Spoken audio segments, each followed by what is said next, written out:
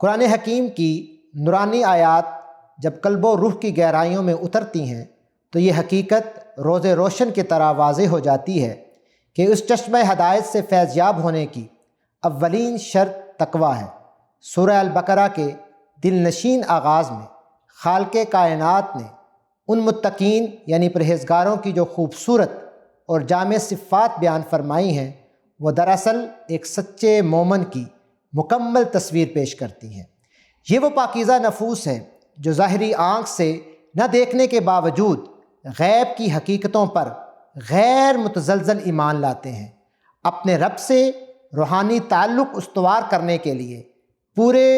خشوع و خضوع کے ساتھ نماز قائم کرتے ہیں، اور جو پاکیزہ رزق اللہ نے انہیں عطا کیا ہے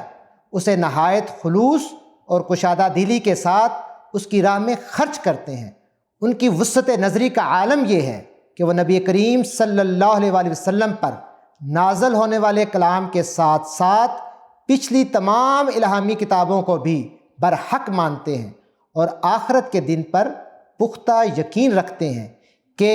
ایک روز انہیں اپنے رب کے حضور اپنے اعمال کا حساب دینا ہے۔ قرآن مجید نیکی اور تقویٰ کے اس آفاقی تصور کو مزید وسعت اور گہرائی عطا کرتے ہوئے سورہ البقرہ ہی میں فرماتا ہے کہ حقیقی نیکی محض عبادت کے وقت مشرق یا مغرب کی طرف رخ کر لینے کا نام نہیں، بلکہ اصل متقی وہ ہے جس کا دل اللہ، یوم آخرت، فرشتوں، آسمانی کتابوں اور تمام کے تمام پیغمبروں کے سچے ایمان سے منور ہو۔ یہ وہ ایثار پیشہ لوگ ہیں جو مال کی طبی محبت کے باوجود اسے محض اللہ کی رضا کی خاطر اپنے رشتہ داروں، یتیموں، مسکینوں، مسافروں، ضرورت مندوں اور قیدیوں کی رہائی پر خرچ کرتے ہیں۔ ان کی عملی زندگی کا حسن یہ ہے کہ وہ پابندی سے نماز قائم کرتے ہیں، زکوٰۃ ادا کرتے ہیں، اور جب کوئی عہد کرتے ہیں تو اسے پوری ایمانداری سے نبھاتے ہیں، اور جب ان پر فقر و فاقہ، بیماری یا حق و باطل کے مارکے کی کٹھن گھڑیاں آتی ہیں تو وہ بے مثال صبر،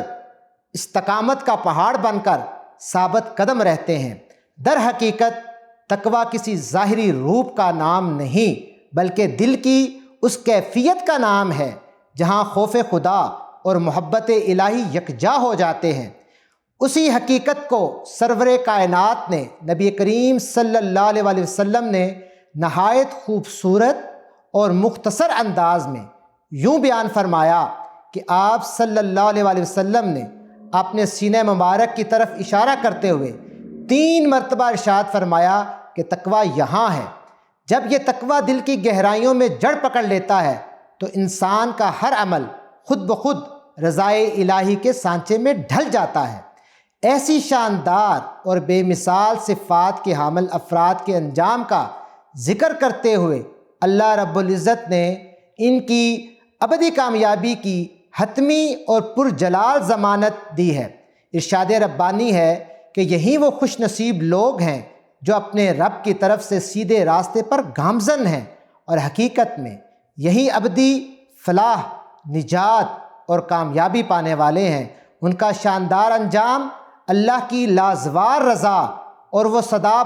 بہار جنتیں ہیں جن کا تصور ہی انسان کی روح کو طمانینت اور راحت سے بھر دیتا ہے۔ اے خالق ارض و سما، ہمارے دلوں میں کو تقویٰ کے اس سچے نور سے منور فرما، ہمیں ان پاکیزہ صفات کو اپنانے کی کامل توفیق عطا کر جن کا ذکر تیرے پاک کلام میں ہوا ہے، اور دنیا کی ہر آزمائش میں ہمیں ثابت قدم رکھتے ہوئے ہمارا انجام ان فلاح پانے والے خوش نصیبوں کے ساتھ فرما۔ آمین ثم آمین۔